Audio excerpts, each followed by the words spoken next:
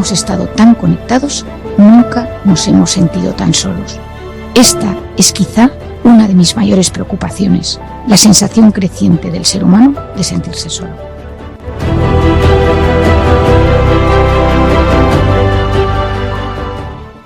Querido oyente, hoy voy a hablarte de un tema que me parece clave y muy importante.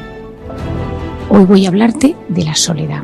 Esta es quizá una de mis mayores preocupaciones, la sensación cada vez más creciente de las personas de sentirse solas.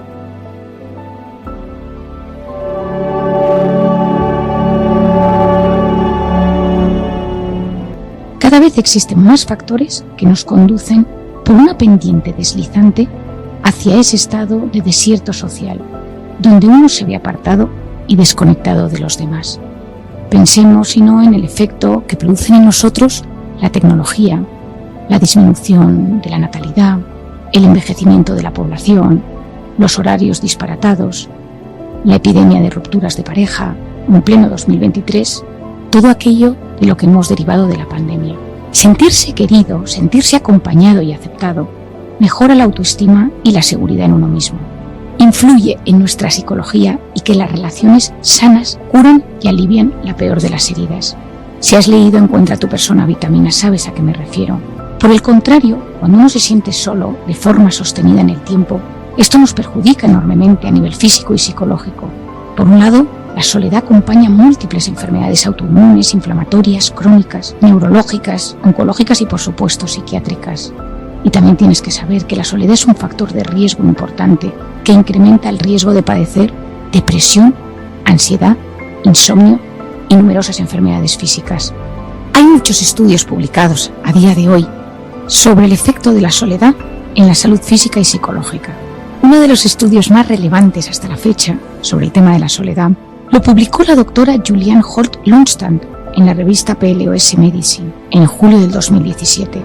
Analizó los resultados de más de 300.000 pacientes a nivel mundial a través de un software. Los resultados mostraron que las personas socialmente saludables tienen un 50% menos de posibilidades de morir prematuramente. Me parece un dato impactante. La soledad demostró ser una situación de riesgo a la altura de otras más evidentes, como el consumo de alcohol, el tabaco, la obesidad o la falta de ejercicio físico. Las conclusiones expresadas en su artículo apuntaban a que el exceso de soledad es más letal que fumar 15 cigarrillos al día, tener problemas de obesidad o un consumo perjudicial de alcohol. En concreto, ella hablaba de 4 vasos al día. La cuestión de la soledad está íntimamente ligada con los trastornos psiquiátricos y psicológicos. No estamos hablando únicamente de la sensación de sentirse solo como síntoma de la depresión, que lo es, sino que además puede generar estrés y subir el cortisol, esa hormona del estrés que tú ya bien conoces, inflamando nuestro organismo de forma crónica y abriendo la puerta a múltiples enfermedades. Existen múltiples estudios y no quiero que este podcast sea demasiado científico, pero quiero también contarte otro realizado en Harvard por el Dr. Donovan y sus colaboradores en 2017, con 79 adultos sanos. Les fueron realizadas 3 preguntas sobre su sentimiento de soledad y se midió los niveles de amiloide en su cerebro. La presencia de amiloide está considerada como un síntoma fundamental de la enfermedad de Alzheimer. El Dr. Donovan analizó el deterioro de la función cognitiva tras seguirles durante 12 años. La conclusión a la que llegaron es que tanto la depresión como la soledad están íntimamente relacionadas con el deterioro cognitivo. Si la depresión que padece es grave, el riesgo de desarrollar una enfermedad neurológica es mayor. Por eso insisto tanto en concienciar a la población del efecto tan perjudicial de la soledad. Necesito generar debates, congresos, sesiones sobre cómo paliar esta corriente tan terrible que se ha instalado en el siglo XXI. Nunca hemos estado tan conectados y nunca nos hemos sentido tan solos. Para seguir, quiero diferenciar soledad y aislamiento. La soledad se presenta de diferentes maneras y matices en los seres humanos. No es lo mismo soledad que aislamiento. El aislamiento es mantener un contacto nulo o casi nulo con otros. Por lo tanto, es un estado objetivo. La soledad, en cambio, es un estado emocional, subjetivo, derivado de no ser capaz de encontrar o mantener las relaciones personales que uno desearía. Es subjetivo ya que no depende de tener o no tener un círculo correcto y sano de amistades, sino que proviene de un desequilibrio entre lo que nos gustaría tener y lo que en verdad tenemos. La soledad bien elegida puede ser el camino de partida para el conocimiento.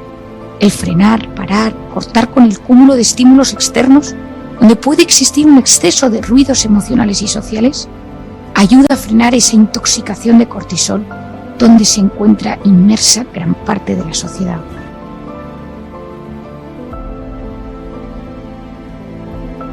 Durante la pandemia había una frase que yo repetía constantemente: si no puedes salir fuera, métete dentro. Lo que yo quería era que aprovecháramos esa coyuntura tan difícil del confinamiento para intentar reflexionar, parar, frenar e intentar analizar en qué situación personal o afectiva nos encontrábamos. Es difícil profundizar de forma sana en nuestra vida, en nuestras ilusiones y en nuestras metas con el bullicioso ruido exterior. Estamos hiperestimulados. Muchas veces tiendo a decir que existe un fracaso en la gestión de la abundancia. Dosis empaquetadas de información visual, auditiva, que nos aturde y nos impide conectar con nuestro interior. Yo suelo recomendar a la gente de mi entorno, a mis pacientes, una escapada una vez al año a un lugar retirado y solitario para sentar las bases de los siguientes meses, para poder realizar un análisis de la situación personal en la que nos encontramos y ver qué puntos uno tiene que trabajar más y mejor. Poder entrar en tu interior a través del silencio te lleva a procesos de mejoría y de crecimiento. La soledad, en cambio, en sentido negativo, desaparece en los casos donde uno busca el aislamiento, la tranquilidad o el silencio de forma voluntaria, leyendo, meditando u orando, conectando con la naturaleza para poder analizar mejor su vida, planificar su futuro o simplemente recuperar fuerza. Al revés, el no tener gente en esos casos supone un bálsamo de paz y serenidad. Esas personas saben vivir solas, sin gente en su entorno y disfrutan de su mundo interior, sin la necesidad de la presencia de otras personas. En esos casos no se sienten solos, ya que cuando lo necesitan, cuentan con esa red social, amigos, familia, a la que acudir para realizar actividades, compartir ilusiones o sentirse acompañado. Puedes no sentirte solo dando un paseo por el monte sin ninguna compañía y en cambio sentirte terriblemente solo a pesar de estar en una ciudad rodeado de gente.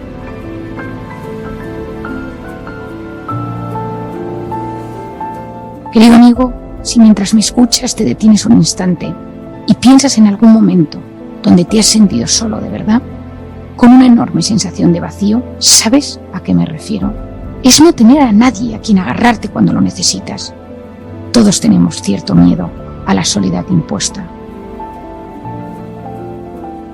Existen personas que cuentan con una red social y familiar buena, pero a pesar de ello no saben conectar emocionalmente y sienten esa punzada de vacío en muchas ocasiones. Otros notan que les falta algo o alguien especial. Otros sufren ya que se enfrentan a conflictos con los de su entorno de forma frecuente. Cada caso es un mundo. A veces lo que existe de origen es una herida interior, no sanada, donde se activó un estado de hipervigilancia. Es decir, puede ser que tuvieras un abandono en la infancia y que esos microabandonos que sientes en el día a día te afecten de forma desproporcionada. Puede ser que alguien te falló, entonces apareció la desconfianza en las relaciones de las personas de tu entorno. O tras una traición surgió el miedo a ser engañado y notas que no puedes volver a confiar. Te recomiendo escuchar los podcasts de Encuentra tu persona vitamina o leer el libro, donde encontrarás muchas respuestas a las causas de esas heridas y cómo poder gestionarlo. Muchas de esas heridas, conscientes o inconscientes, que habitan en nuestra mente, en nuestro corazón, en nuestra alma, nos impiden disfrutar de forma sana de las relaciones humanas.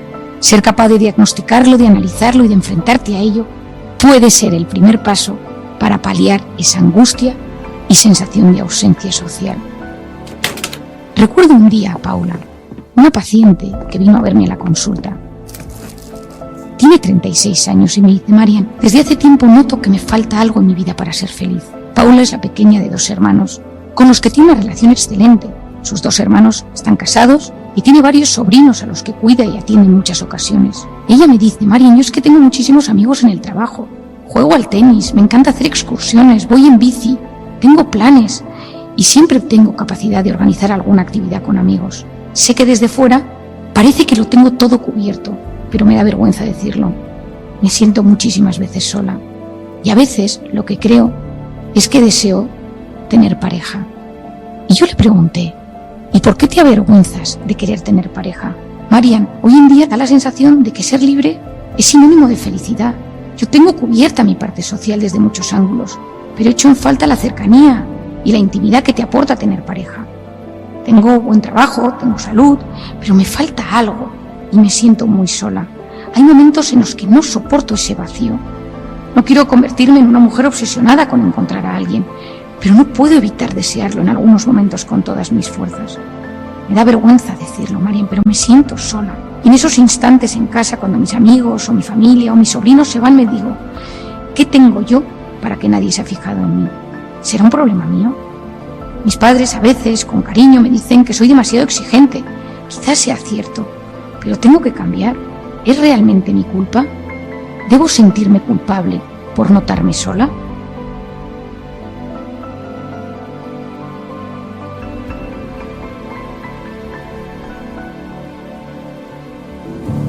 El caso de Paula sucede con frecuencia hoy en día en diferentes facetas de las relaciones humanas. Uno parece avergonzarse al desear tener una relación más especial en la vida, pero también sucede con los hombres o con las mujeres casadas o que están en pareja y comprometidos. ¿Cuánta gente me ha reconocido en la intimidad de la consulta que se siente solo a pesar de estar en pareja? Las infidelidades están a la orden del día. Y cuando pregunto las razones del engaño, de la traición, muchas respuestas son de este estilo. En casa no me entienden, mi marido ya no me escucha ni me presta atención, mi mujer no habla conmigo, solo está pendiente de los hijos, me sentía ignorado o ignorada en mi pareja. Efectivamente, la base de todo ello era un sentimiento inmenso de soledad y vacío, a pesar de estar acompañado. A veces se une a este estado interior una cierta sensación de culpabilidad, como si sentirnos solos fuera nuestra culpa. Quizá pensamos en que se debe a alguna rareza, por la que no somos queridos o aceptados por los demás. Porque si estoy viviendo con mi pareja, con mi mujer, con mis padres o mis hermanos, o mis compañeros de piso, se supone que no debería sentirme así, pero es un hecho. Pese a que no debería ocurrir, que a veces padecemos esa sensación de soledad, y debe de ser escuchada, atendida y enfocada correctamente, para que no genere efectos adversos en nuestra salud. Sentirse solo está muy estigmatizado en esta sociedad, en la que damos tanta importancia a la imagen, y en la que tanta gente proyecta en las redes sociales una visión idílica de su vida. Hay que vencer el miedo a hablar de la soledad cuando brote en nuestra vida. Y no hablo solo de acudir a un profesional. En ocasiones la solución pasa por comentarlo con las personas con las que convivimos, para que nos presten ayuda llegado el caso. Cuando se unen soledad, vergüenza y culpa, nos enfrentamos a una situación de riesgo para la persona. En ese instante la mente busca vías de escape para evitar el sufrimiento y dolor que eso le genera. Y esas vías de escape sabemos que no son buenas. Sustancias tóxicas, adicciones y en los casos más graves el suicidio. No conozco a nadie que haya realizado un intento de suicidio que no me expresara el sentirse solo. Me parece clave que desaparezcan el estigma y la vergüenza que conlleva la soledad. Se puede conseguir, como hace muchos años sucedió con la depresión, hasta hace poco inconfesable. Hay que aceptar su existencia, reconocer que la gente que la padece sufre mucho y que esas personas tienen que ser atendidas. Esto supondría un gran paso adelante en nuestra madurez como individuos y como sociedad. Me encantaría, por pedir que no sea, que este tema fuera incluido en el debate social y político, como ya ocurre en algunos países. El hecho es que algunos gobiernos como Gran Bretaña, Alemania, Japón, Australia o Nueva Zelanda han creado ministerios dedicados expresamente a tratar este problema, como si de un problema de Estado se tratara. Durante la pandemia leí un libro, El poder de la conexión humana, del Dr. Vivek Murthy. Fue cirujano general de Estados Unidos bajo el mandato de Obama y reelegido a finales del 2020 por el presidente Joe Biden para proseguir con el puesto. Ha tenido que enfrentarse a diferentes retos como el COVID-19, pero uno de sus grandes desafíos ha sido plantear el gran drama al que está sucumbiendo la sociedad por la soledad creciente. En su libro comparte su visión sobre las relaciones humanas, las distancias, la pantalla, la relación de las adicciones con la soledad y los problemas de polarización tan crecientes en el siglo XXI.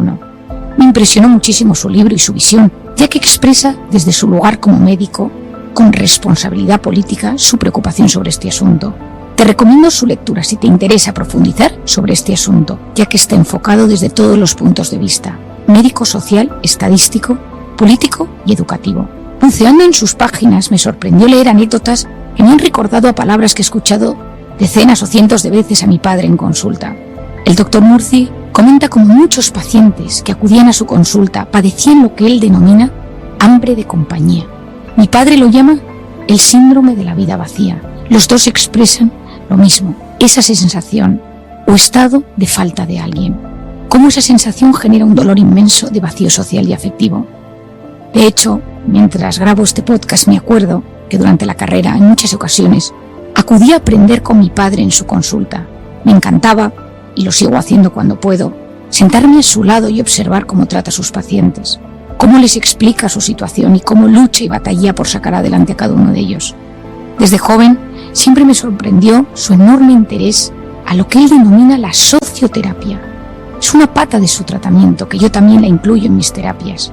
Es decir, durante el tratamiento al paciente que viene con ansiedad, depresión o cualquier patología psiquiátrica, un tema necesario es fomentar el círculo de amistades de cada persona para evitar al máximo la soledad impuesta. He sido testigo de sesiones donde toda la hora se dedicaba a trabajar las habilidades sociales del paciente y a buscar actividades donde pudiera coincidir con personas. Yo en mi consulta también lo hago. Intento conocer el círculo de personas más cercanas de la persona que tengo delante. Intento saber cuáles son las personas que le generan picos de cortisol, pero también entender si tiene un buen círculo de reparación, donde se siente a gusto. Y también entender si hay un estado de soledad impuesta que le hace sufrir. Recuerdo con simpatía a Ana, una señora que conocí uno de los primeros días que acudí a mis prácticas mientras estudiaba la carrera con mi padre a la consulta. Ana tenía 66 años, había sido maestra durante muchos años en un pueblo de Castilla. Era viuda y no tenía hijos. Durante años su vida había estado consagrada a la docencia en una localidad a 30 minutos de su pueblo. Desde la jubilación se encontraba triste, apagada y decaía. Últimamente su cuerpo le fallaba, le dolían las articulaciones, le costaba moverse y se sentía muy débil. Muchos días no se levantaba de la cama y su hermana, que vivía en Italia, le había sugerido que visitara a un psiquiatra. Ana había leído algún libro de mi padre y quiso conocerle. Cuando acudió a la sesión, lloró con gran tristeza y desesperanza. Estaba preocupada porque se notaba sin fuerzas y tenía miedo de haber desarrollado alguna enfermedad grave. Recuerdo a mi padre escuchándole con suma atención y en un momento dado se acercó a ella, le cogió de las manos y le dijo: «No tienes una enfermedad grave, tu problema es que te sientes muy sola. Esto se llama síndrome de la vida vacía, porque te sientes sin nadie, sin actividades que te llenen». Ese día me explicó a mí que un pilar de la terapia consistiría siempre en lograr que los pacientes encontraran compañía, gente, grupos, asociaciones, donde se sintieran parte de algo. Desde encontrar alguna asociación para subir a la montaña, ir en bici, acudir a reuniones de lectura, apuntarse a cursos de inglés, de música, de deporte. Ana, nuestra paciente, miró atentamente a mi padre. ¿Y qué hago al respecto? Mi padre cogió el teléfono y buscó el número del ayuntamiento del pueblo donde ella vivía. Llamó y solicitó información sobre cursos y actividades que realizarán y las anotó en un papel con el nombre del responsable. Ana se marchó feliz, tenía tarea por delante. Al cabo de un mes, cuando regresó a la consulta, su mirada resaltaba más vida. Nos contó que se había apuntado a pintura y que acudía a un pueblo cercano a unas conferencias semanales sobre historia y filosofía, sus grandes pasiones. Seguía tomando su medicación, que obviamente había ayudado, pero esa no había sido la única solución. Ahora se sentía acompañada. Había encontrado 2 personas de perfil similar a ella en el taller de pintura y había comenzado una relación de amistad con ellas. Se encontraba ilusionada y feliz. He aprendido muchas cosas de mi padre en su labor como psiquiatra, pero esta es, sin lugar a dudas, una de ellas. Quienes me conocen saben que a veces me excedo en mi labor como psiquiatra para reforzarlo un poco más. Cuando tengo a alguien en consulta intento ayudar a esa persona, pensando no solo en el tratamiento farmacológico y psicoterapéutico que precisa, sino también que le vendría bien en el plano social. A veces le presento a alguna persona que creo que le puede ayudar. Si conozco algún grupo, intento animarla a que acuda a sesiones, a conferencias, a aprender algún idioma, alguna manualidad, porque me he dado cuenta que eso ayuda a veces mucho más que la propia medicación. Soy una afortunada por trabajar en el equipo con mi padre, con mi hermana Isabel y con el resto de psicólogas del equipo. y cada uno intentamos aportar un extra que potencie las relaciones humanas y palíe el sentimiento de soledad tan terrible que asola a muchas personas. Cada vez existen más voces en el mundo de la psicología y de la psiquiatría que hablan de trabajar la conexión social del paciente como base de su trastorno y malestar junto con la medicación. De verdad, lo creo con el corazón y con la cabeza. Es necesaria una humanización del sistema de salud, proponiendo alternativas a la farmacología. La medicación ayuda, pero apoyarse en terapias de grupo, en organizaciones, en clubes de lectura, de deporte, de cultura, pueden significar un punto de inflexión.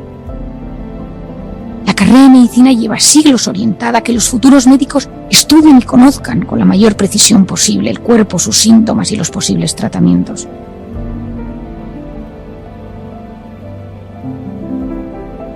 Yo tuve la gran suerte de estudiar y hacer mis primeras prácticas como médico en la Universidad de Navarra. Ahí fue donde me enseñaron a tratar al paciente con una gran visión humanista. Considero que una de las claves del buen médico es entender el componente tan importante que existe de la unión de la mente y el cuerpo. Es necesario enfrentarse a los diagnósticos y enfermedades desde un tratamiento integral, conectando no solo con los síntomas, sino también con la historia del paciente, sus circunstancias y su personalidad. De esa manera los tratamientos cobran más sentido. Es cierto que en ocasiones con una pastilla desaparece la enfermedad o el síntoma, pero muchos trastornos se palían de forma más intensa si abarcamos el cuerpo como un todo. He insistido mucho en los últimos años en mis sesiones, terapias, escritos sobre la importancia de educar en la gestión emocional y su impacto en la salud física y psicológica. He dedicado muchas horas a divulgar ideas y conceptos que creo que nos ayudan enormemente a enfrentarnos mejor a los retos que van surgiendo en la vida. La pandemia no ha hecho más que reafirmarme en la importancia de saber gestionar la incertidumbre y salir lo menos perjudicados posibles desde un punto de vista psicológico cuando aparece el trauma, el dolor o el sufrimiento. Querido amigo que me escuchas, la soledad es importante. No tengas miedo a analizar cómo te encuentras. En los próximos podcasts hablaré de este tema, de cómo trabajarlo, orientarlo y paliarlo de la mejor manera posible.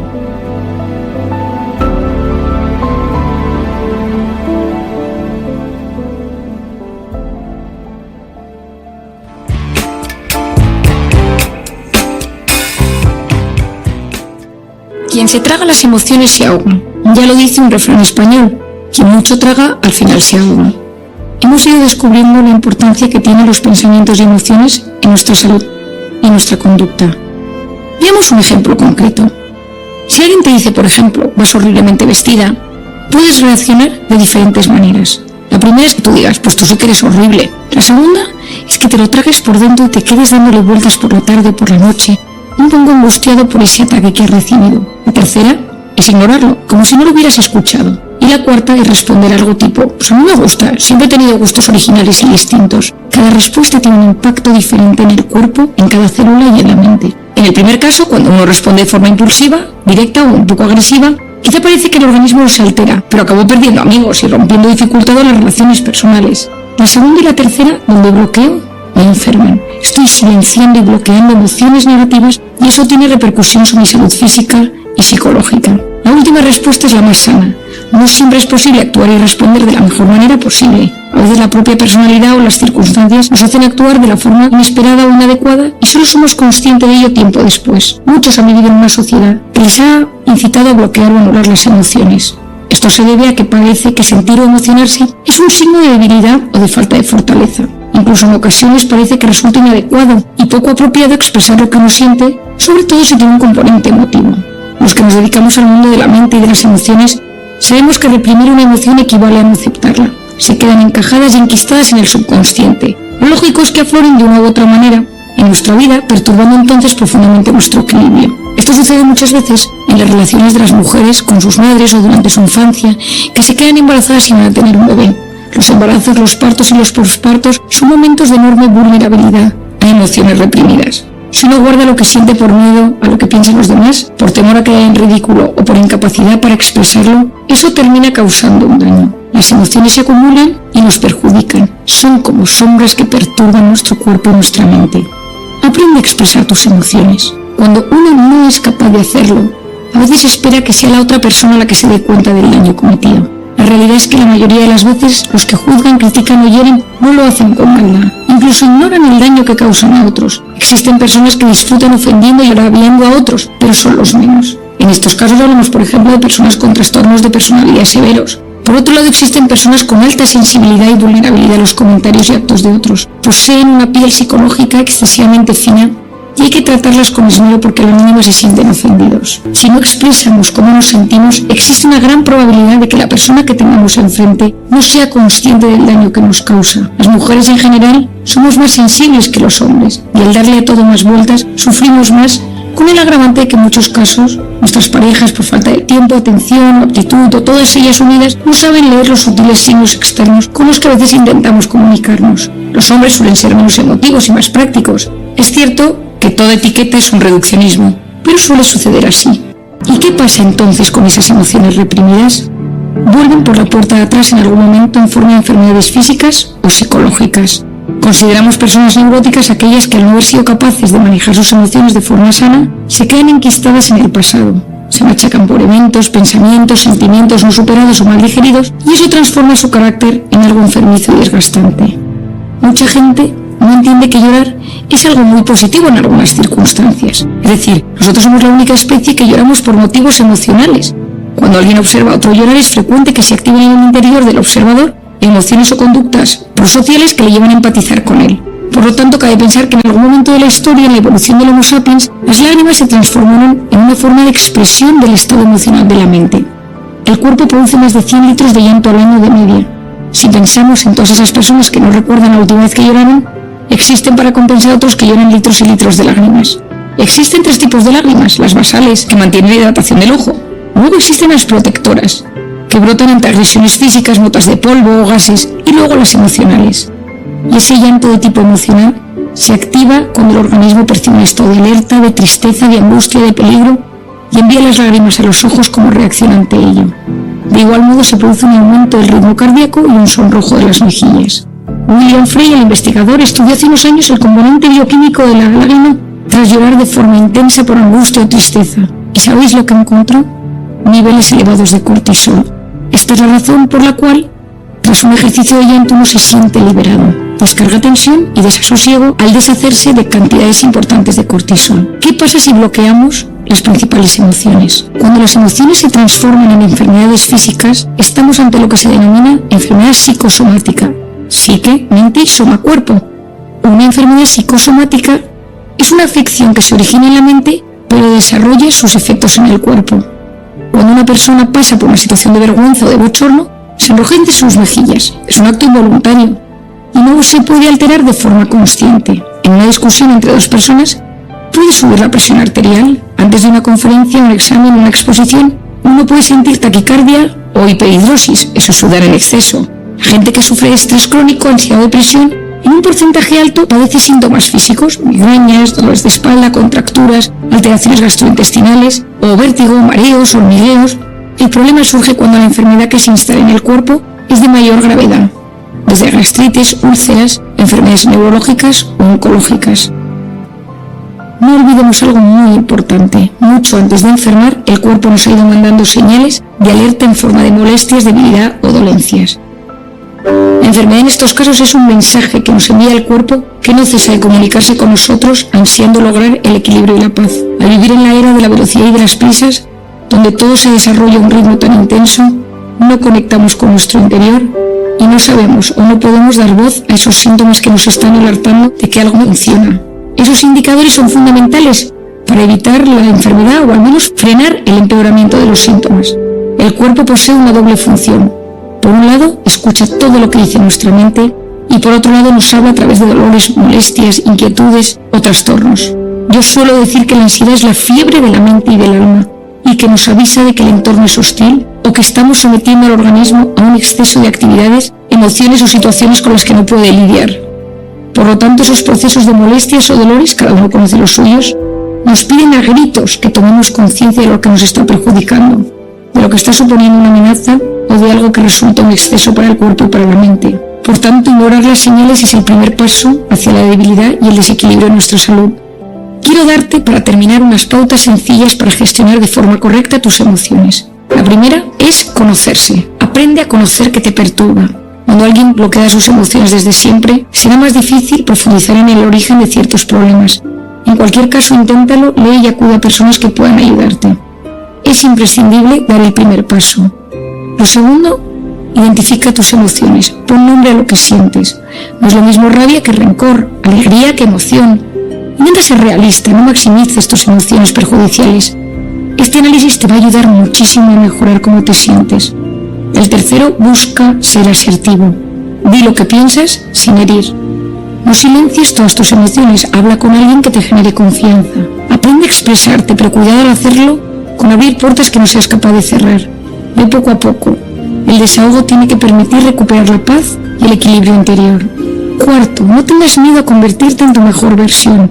Aprende a sacar lo más valioso de tu interior. El que anula sus emociones acaba siendo una versión empeorada de sí mismo. Una versión descafeinada, sin capacidad para ilusionarse por nada. 5. Pon límites al efecto que los demás ejercen sobre ti. Aprende a identificar a la gente que te sube el cortisol, que tiene la capacidad de perturbarte profundamente en cualquier momento. No es posible que todo el mundo te altere y debes intentar mantener a los que lo hagan. Tú también conocerte bien para saber que a veces son personas que te sacan de tu zona de confort o que quizá eres excesivamente sensible. Ser capaz de mejorar el manejo de nuestros pensamientos y la gestión de nuestras emociones tiene un enorme potencial para controlar el nivel de inflamación del cuerpo y nuestro estado de ánimo.